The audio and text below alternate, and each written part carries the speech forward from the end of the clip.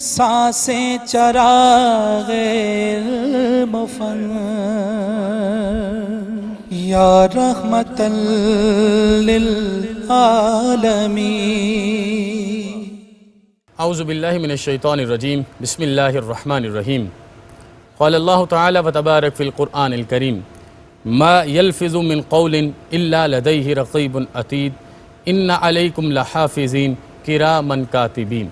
सदक़ल्लाहु मौलानल अज़ीम। इब्तिदा है अहकमुल हाकिमीन के बाबरकत नाम से, वो जिसे चाहता है इज़्ज़त अता फ़रमाता है।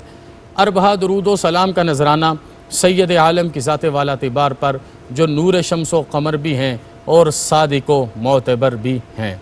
इंतहाई ज़ी वकार नाज़रीन, रमज़ान करीम की बाबरकत साअतों में ARYQ TV के प्लेटफॉर्म से ज़ाद राह की एक और बड़ी पुरनूर नशिस्त के साथ सैयद अतीक रहमान हाजिर है और दिल की अथाह गहराइयों से कहता है, अस्सलामु अलैकुम व रहमतुल्लाहि व बरकातुहू।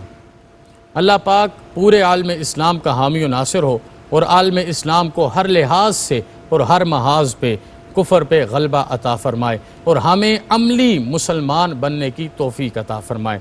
आज मैं आपके सामने जो पैगाम लेके आया हूँ, सैयद आलम सल्लल्लाहु अलैहि वसल्लम की हदीस मुबारका से, हज़रत अबू हुरैरा से रवायत हदीस मुबारका है और आदाब मुआशरत का इससे खूबसूरत पैगाम हमें और नहीं मिल सकता जो हमारे करीम ने अता फ़रमाया कि सैयद आलम सल्लल्लाहु अलैहि वसल्लम ने इरशाद फरमाया, मन काना युमिनु बिल्लाहि वल यौमिल आखिर, कि वो शख्स जो अल्लाह पर और यौम आखिरत पर ईमान रखता हो, उसके लिए क्या ज़रूरी है, फल यकुल खैरा औ लियस्मुत, या तो वो अच्छी बात कहे या वो चुप रहे।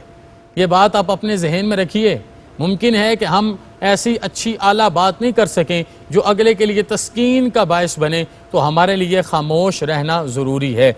मैं इसकी एलेब्रेशन कुछ लम्हों में आपके सामने रखूँगा। आगे इरशाद फरमाया, ममन काना युमिनु बिल्लाह वल यौमिल आखिर फल युकरिम जारहू, जो अल्लाह और यौम आखिरत पर ईमान रखता हो, उसके लिए दूसरी बात ये ज़रूरी है वो अपने पड़ोसी की तकरीम करे। और तीसरी इरशाद फरमाया, वमन काना युमिनु बिल्लाह वल यौमिल आखिर फल युकरिम दैफ़हू, वो मेहमान की तकरीम हर लिहाज से करे। आइए सबसे पहले हम ये जो हुजूर ने इरशाद फरमाया है, सुल्तान हसीना ने जहाँ ने हुजूर अब्दे मुनीब हबीब लबीब सल्लल्लाहु अलैहि वसल्लम ने, जिनके सदक़े से कायनात की सारे बहारें हैं, आपने इरशाद फरमाया, या तो अच्छी बात कहे या खामोश रहे। हम इसकी तरफ चलते हैं। हज़रत मुआज़ को सैयद आलम सल्लल्लाहु अलैहि वसल्लम ने ज़बान की तरफ एक इशारा किया और ज़बान की तरफ इशारा करके कहा कि इसकी हिफाजत करो। तो हज़रत मुआज़ ने सैयद आलम सल्लल्लाहु अलैहि वसल्लम से ये सवाल किया कि हुजूर, हम जो कुछ भी कहते हैं क्या वो लिखा जाता है? तो आका कौनैन ने इरशाद फरमाया, मा यल्फ़िज़ु मिन क़ौलिन इल्ला लदैहि रक़ीबुन अतीद, इन्ना अलैकुम लहाफ़िज़ीन किरामन कातिबीन, कि कितने ही लोग ऐसे हैं जिनको मैंने आखिरत सिर्फ़ और सिर्फ ज़बान की वजह से बर्बाद करते हुए देखा है। और ये जो किरामन कातिबीन है, ये जल्दी जल्दी लिखते हैं, ये खैर भी लिख लेते हैं, ये शर भी लिख लेते हैं। अल्लाह पाक हमें खैर की तौफीक अता फ़रमाए। एक और जगह पर हुजूर ने इरशाद फरमाया, मन समता फ़क़द नजा, वो शख्स जिसको ज़ुबान इस्तेमाल करने का पता है, जिसको ज़बान परखने का पता है, उसके लिए इरशाद फरमाया वो हकीकी मानू में निजात पा गया। अरबाईन नबवी में साहिब अरबाईन ने इसी तरह ही इसको लिखा और बताया कि किस तरीके से वो निजात पा गया। दुनिया और आखिरत की कामयाबियाँ हो गईं। ज़ुबान का इस्तेमाल भी दो तरह से है, मतलब वो ज़ुबान को अल्फाज के लिए बोलने में भी एहतियात करता हो और रिज़्क़े हलाल और हराम की तमीज़ में भी इस्तेमाल करता हो, अल्लाह उसे कामयाबी अता फ़रमाएगा। एक हदीस का आधा हिस्सा ये है कि सैयद आलम सल्लल्लाहु अलैहि वसल्लम ने इरशाद फरमाया, जो दो जबड़ों के दरमियान है, जो मुझे इसकी गारंटी देगा, मैं उसे जन्नतुल फिरदौस की गारंटी अता करूँगा। अब देखिए ये कितनी बड़ी बात है, अब देखिए ये कितना बड़ा एजाज़ है। अल्लाह पाक ने क़यामत के दिन पूछना है, ए बंदे मैं बीमार हुआ, मेरी अयादत को नहीं आए? तो बंदा इस्तिफ़सार करेगा, मेरे अल्लाह कब बीमार हुआ? تو بتایا جائے گا وہ جو فلاں تیرا بھائی بیمار ہوا تھا اس کی عیادت کے لیے جانا چاہیے تھا۔ یہاں پر بھی علماء نے بڑا خوبصورت نقطہ اٹھایا، انہوں نے کہا کہ عیادت اس لیے اتنی اہم ہے کہ بیماری کی حالت میں کسی کے 2 جملے بھی اگلے کی زندگی کی ساری طاقت بن سکتے ہیں، اس کے لیے سکون بن سکتے ہیں، اس کے لیے آسائش بن سکتے ہیں، اس کے لیے راحت جاں فضا بن سکتے ہیں، اس لیے اس موقع پر ضرور جانا چاہیے۔ پہلی بات میں نے آپ کے سامنے دلائل کے ساتھ وضاحت کے ساتھ رکھا کہ ہم نے یا تو اچھی بات کہنی ہے یا خاموش رہنا ہے۔ دوسری بات حضور نے فرمایا فَلْيُكْرِمْ جَارَهُ کہ اپنے پڑوسی کی عزت کرے، ہر لحاظ سے تکریم کرے۔ صحابہ کرام ارشاد فرماتے ہیں حضور سید عالم صلی اللہ علیہ وآلہ وصحبہ وسلم جتنا پڑوسی کے بارے میں بیان کرتے، جتنی اس پڑوسی کے بارے میں حضور کی طرف سے تلقین ہوتی، ہمیں یہ ڈر پیدا ہو گیا کہ کہیں وراثت میں بھی ان کا حصہ قائم نہ کر دیا جائے۔ ویسے بھی کسی کے ساتھ کسی بھی حوالے سے حد توڑ کے ناجائز تعلق قائم کرنا حرام کے زمرے میں ہے، لیکن جہاں پر حضور نے پوری شدت کے ساتھ احرام الحرام کو بیان کیا، وہاں پر آپ نے ارشاد فرمایا کہ پڑوسی کی زوجہ کے ساتھ اگر کوئی بندہ یہ کام کرے گا تو یہ حرام میں سے بھی سب سے اوپر ہے، یہ حرام میں سے بھی سب سے اوپر ہے۔ اس لیے ان چیزوں کو سنیے، دیکھیے۔ میرے آقا کی ہر ادا ہی نرالی ہے، کرم ہی کرم ہے، فضل ہی فضل ہے، ضیاء النبی ضیاء پاشی ہے اور ضیاء القرآن کی حقیقی تفسیر ہے۔ حضور سید عالم صلی اللہ علیہ وسلم نے ارشاد فرمایا کہ آپ اگر اپنے گھر میں کھانا پکاؤ یا تو شوربہ اتنا لمبا کر لو کہ پڑوسی کے گھر میں بھی بھیجو، یہ نہ ہو کہ اس کے بچے بھوکے ہوں اور آپ کے گھر کا جو کھانا پکنے کی خوشبو ہے وہ اس کے گھر تک پہنچے اور ان کو تکلیف ہو۔ اور اگر آپ اتنا لمبا شوربہ نہیں کر سکتے تو اپنے کھانے کو اس طریقے سے پکاؤ کہ تمہارے کھانے کی خوشبو سے پڑوسی کو تکلیف بھی نہ ہو۔ تو یہ 2 فرامین ہیں جو میں نے آپ کے سامنے وضاحتاً عرض کرنے کی کامیاب کوشش کی ہے۔ پہلے یہ کہ اپنی زبان کو سنبھالو، یا اچھا بولو یا چپ رہو، اس کی ساری وضاحت عطا فرما دی۔ پھر ارشاد فرمایا کہ پڑوسی کا خیال رکھو اپنی ذات سے زیادہ، اور ہر حوالے سے وضاحت فرما دی، حتیٰ کہ کھانے کے ساتھ بھی تکلیف نہیں دو۔ آگے ارشاد فرمایا فَلْيُكْرِمْ ضَيْفَهُ جو مہمان آ جائے گھر میں وہ اللہ کی رحمت ہے، اس مہمان کی عزت بھی کرنی ہے، اس مہمان کی توقیر بھی کرنی ہے۔ سید عالم صلی اللہ علیہ وآلہ وصحبہ وسلم کے زمانہ پاک میں ایک مہمان مدینہ الرسول تشریف لے آئے۔ حضور نے صحابہ سے استفسار فرمایا اور حکم ارشاد فرمایا کہ کون جان سے پیارا صحابی ان کی خدمت کو جائے گا اور ان کو آج کے رات میں کھانا کھلائے گا۔ حضرت ابو طلحہ نے عرض کی، صحابی رسول تھے، حضور میں ان کی مہمان نوازی کروں گا۔ میرے آقا نے انہیں ان کے ساتھ بھیج دیا۔ اب یہ سارا منظر سنیے، یہ صرف سننے کی باتیں نہیں ہیں، یہ کوئی کہاوت کہانیاں یا قصے نہیں ہیں، یہ میری اور آپ کی حقیقی میراث ہے۔ یہ میرے اور آپ کا وہ جو چرخ نیلی بام سے بھی اوپر منزل مسلمان ہے نا، یہ اس کے اسلوب ہیں جو آپ کے سامنے قطرہ قطرہ عزت اور احترام کے ساتھ عرض کر رہا ہوں۔ حضور آقا کونین صلی اللہ علیہ وآلہ وصحبہ وبارک وسلم نے ان کو ان کے ساتھ بھیجا، اور یہ بھی تو حضور کے تربیت یافتہ تھے، یہ کیسے رہنما تھے اور یہ کیسے عظیم لوگ تھے۔ ایک ایک حضور کے صحابی کے نالین پاک پر جہاں بر کی ساری عزتیں قربان ہو جائیں۔ آپ اپنے گھر پہنچے، اہلیہ محترمہ سے پوچھا کہ بتائیے گھر کی کیا صورتحال ہے۔ انہوں نے بتایا صرف ایک بندے کے لیے کھانا ہے، ایک بندے کے لیے کھانا ہے۔ تو انہوں نے کہا میں مہمان کے ساتھ کھاؤں گا نہیں تو وہ کیسے کھائے گا؟ تو آپ نے اپنی اہلیہ محترمہ کو ایک پورا طریقہ بتایا کہ اس طریقے سے آئیے گا، کھانا دیجیے گا اور چراغ بند کر کے چلے جائیے گا۔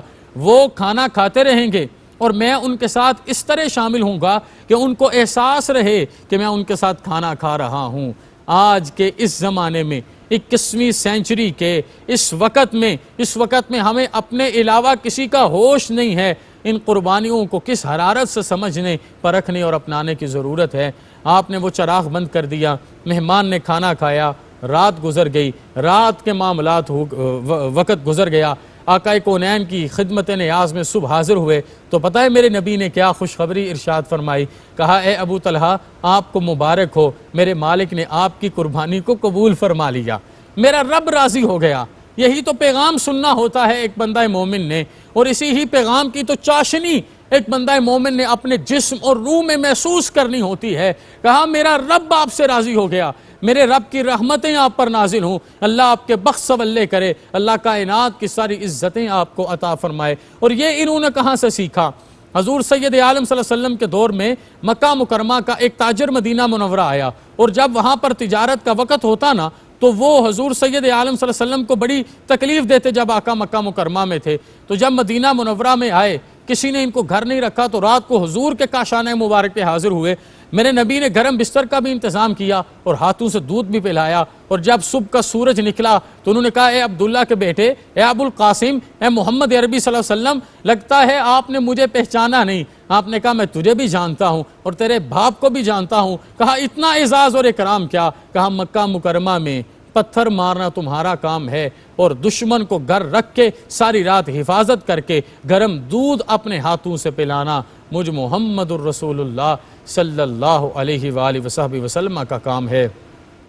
اس لیے تو دل کے گہرائیوں سے حفیظ جلندری کے یہ جملے یاد آتے ہیں، سلام اے آمینہ کے لال، اے محبوب سبحانی، سلام اے فخر موجودات، فخر نوع انسانی، تیرے آنے سے رونق آ گئی گلزار ہستی میں، شریک حال قسمت ہو گیا پھر فضل ربانی۔ میرے آقا تیری صورت، تیری سیرت، تیرا نقشہ، تیرا جلوہ، تبسم گفتگو، بندہ نوازی، یہ ہے بندہ نوازی، تبسم گفتگو، بندہ نوازی، خندہ پیشانی۔ ہمارے تو دل کی صرف یہی تڑپ ہے کہ حضور ہم یہی کہنا چاہتے ہیں، تیرا در ہو میرا سر ہو، میرا دل ہو تیرا گھر ہو، تمنا مختصر سی ہے مگر تمہید طولانی۔ میرے اور آپ کے کریم آقا صلی اللہ علیہ وآلہ وصحبہ وسلم نے یہ تین احکام واضح ارشاد فرمائے کہ جو اللہ پر ایمان رکھتا ہو اسے پتہ ہونا چاہیے کرامن کاتبین ایک ایک چیز کو لکھ رہے ہیں، جب بھی بولے پرکھ کے بولے، یا اچھا بولے یا خاموش رہے، جہاں پر بھی رہے اپنے پڑوسیوں کے حقوق کا مکمل خیال رکھے، ان کا جس مرضی رنگ، مذہب، مسلک، قبیلے، ذات سے تعلق ہو، ہمارا کام پورے اکرام کے ساتھ ان کی عزتوں کی، عظمتوں کی حفاظت کرنا ہے، اور مہمان نوازی اس طریقے سے کرے کہ مہمان نوازی کرنے کے صدقے سے اللہ پاک اجر جزیل عطا فرما دے۔ میرے اور آپ کے آقا سید عالم صلی اللہ علیہ وآلہ وصحبہ وسلم حضرت ابو ایوب انصاری کے گھر کے باہر سے گزر رہے ہیں، اور جناب صدیق اکبر اور جناب فاروق اعظم ساتھ موجود ہیں، اور کئی دن کے فاقے کا عالم ہے۔ جناب ابو ایوب انصاری دوڑ کے حاضر ہوئے، حضور کو عرض کی، عرض کرنے کے بعد ایک کھجوروں کا خوشہ توڑ کے حضور کی خدمت میں رکھا، اور اس کے ساتھ ساتھ آقا کونین صلی اللہ علیہ وآلہ وصحبہ وسلم کے لیے انہوں نے کھانا پکانا شروع کر دیا۔